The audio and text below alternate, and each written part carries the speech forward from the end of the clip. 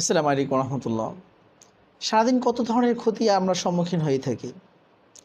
একজন মানুষের যে দেহ আছে তার মধ্যে হাজার হাজার ভাইরাস প্রতিদিন আক্রমণ করে। যদি আল্লাহ পাক আমাদের বডির মধ্যে অ্যান্টিভাইরাস তৈরি না করতেন তাহলে কিন্তু আমরা আসলেই প্রতিদিনই মৃত্যুবরণ করতে হতো আমাদেরকে। এটাই সায়েন্স বলছে, কিন্তু যখনই ভাইরাস আসে অ্যান্টিভাইরাস সেটাকে মেরে ফেলে। তো বিশ্বনবী মুহাম্মদ রাসূলুল্লাহ সাল্লাল্লাহু আলাইহি ওয়াসাল্লাম আমাদের কিছু এমন দোয়া শিক্ষা দিয়েছেন যেগুলো করলে পৃথিবীর কোনো ক্ষতিকারক বস্তুই আমাদেরকে ক্ষতি করতে পারবে না, সকল ক্ষতি থেকে আমাদের বেঁচে থাকা সম্ভব। এর মধ্যে একটি দোয়া, যেমন সুনান তিরমিজি শরীফের 3388 নম্বর হাদিসে এসেছে, ওসমান ইবনে আফফান রাদিয়াল্লাহু তাআলা থেকে বর্ণিত, নবী করিম সাল্লাল্লাহু আলাইহি সাল্লাম বলেন, যে ব্যক্তি সকাল সন্ধ্যা এই দোয়াটি 3 বার পড়বে, আল্লাহ পাক তাকে যে কোনো ক্ষতি থেকে বাঁচাবেন। সুবহানাল্লাহি ওয়া বিহামদিহি সুবহানাল্লাহিল আযীম আল্লাহু আকবার কাবীরা।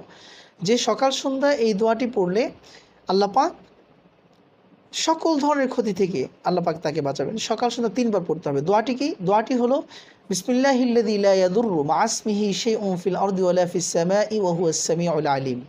আমরা যারা পারি না তারা শিখে নিই, যারা পারি তারা অন্যদের কাছে এই দাওয়াত পৌঁছে দেই, যারা পারে না তাদেরকে শিখিয়ে দেই। আমরা যারা শুনছি তারা শিখবো, নিজেরা শিখবো, নিজের স্ত্রীকে, সন্তানকে, পরিবার পরিজনকে, মা বাবা ভাই বোন সকলকে এই দোয়া শিক্ষা করাবো।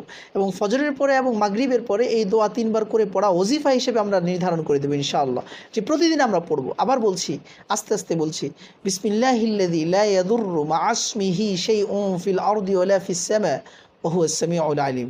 বিসমিল্লাহিল্লাযী লা ইয়াদুররু মা ইসমিহি শাইউন ফিল আরদি ওয়ালা ফিস সামা ওয়া হুয়াস সামিউল আলিম। আল্লাহ পাক আমাকে এবং আপনাদের সবাইকে আমল করার তৌফিক দান করুন।